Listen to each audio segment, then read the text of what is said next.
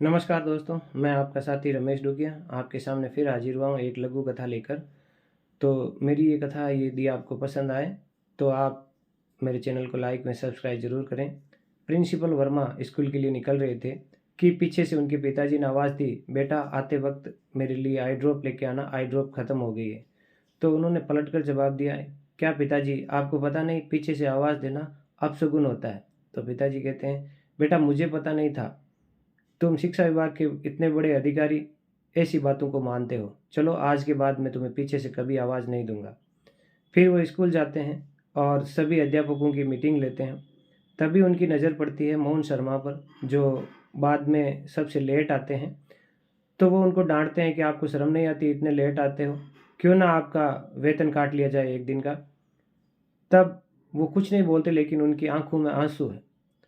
फिर वो कुछ देर बाद अपने बड़े बाबू को बुलाते हैं और कहते हैं कि शर्मा जी के एक दिन का वेतन काटने का ऑर्डर टाइप कीजिए। तो बड़े बाबू कहते हैं, साहब आप एक दिन का नहीं, एक महीने का वेतन काट लीजिए इनका, ये पलट कर आपको कुछ नहीं कहेंगे, लेकिन आप एक दो दिन रुक जाइए, फिर इनका वेतन काटने का ऑर्डर टाइप कर लेंगे। तो प्रिंसिपल साहब कहते हैं, नहीं मैं किसी काम को पेंडिंग नहीं रखता, आप तुरंत काम कीजिए।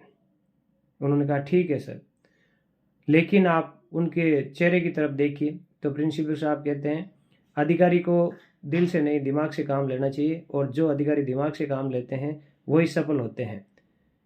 तो इतना कहकर वो घर की तरफ निकल जाते हैं और बड़े बाबू कहते हैं, सर ठीक है मैं कल आपको ऑर्डर दे दूंगा।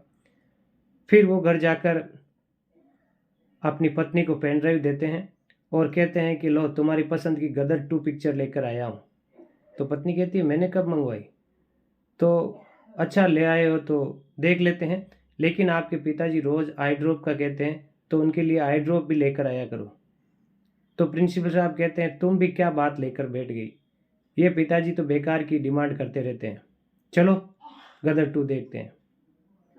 वो दोनों पिक्चर देखते हैं। फिर दूसरे दिन सुबह जब वो रवाना होते हैं तो बड़े बाबू उनके दरवाजे पे खड़े हैं और उनके हाथ में मोहन शर्मा का एक दिन का वेतन काटने का ऑर्डर टाइप था। तो प्रिंसिपल साहब उस पर सिग्नेचर कर देते हैं और दोनों स्कूल की तरफ निकलते हैं। तो बड़े बाबू कहते हैं, साहब स्कूल चलने से पहले रास्ते में मोहन शर्मा का घर है, क्यों ना एक बार हम मोहन शर्मा के घर से होते हुए निकल जाएं। तो वो पहले तो नहीं मानते हैं, लेकिन काफ़ी अनुनय विनय करने के बाद प्रिंसिपल साहब मान जाते हैं कि चलो एक बार देख लेते हैं।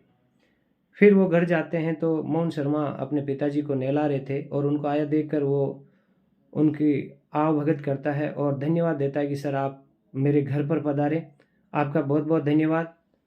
मैं थोड़ा सा लेट होऊंगा, मेरे पिताजी की तबीयत ठीक नहीं है। आप वेतन एक दिन का नहीं, एक महीने का काट लीजिए, मुझे कोई परवाह नहीं है। मेरे पिताजी जिन्होंने मुझे पाल पोस कर बड़ा किया, अपनी जवानी को खोकर मुझे जवान किया, मेरी हर इच्छाओं को पूरा किया, आज वो पिताजी बीमार हैं, तो मेरा फ़र्ज़ बनता है कि मैं उनकी सेवा करूं और उनका देखभाल करूं। सर नौकरी तो फिर भी 1 महीने बाद, 1 महीने की तनख्वाह काटने के बाद भी चल जाएगी, लेकिन मेरे पिताजी गुज़र गए तो फिर मुझे दोबारा नहीं मिलेंगे, सपने में भी नहीं मिलेंगे। प्रिंसिपल साहब की आंखें भर आती हैं और वो एक दिन का वेतन काटने का ऑर्डर वहीं फाड़ देते हैं और वो स्कूल चले जाते हैं। और तभी उनको एक फ़ोन आता है कि साहब आप कहाँ हैं? तो वो कहते हैं, मैं स्कूल में हूँ। कि साहब आप जल्दी आइए, आपके पिताजी अस्पताल में भर्ती हैं और अंतिम सांसें ले रहे हैं। तो वो भागे भागे जाते हैं और उनके देखते हैं कि उनके पिताजी अंतिम सांस ले रहे थे। तो उन्होंने कहा, पिताजी ये क्या हुआ?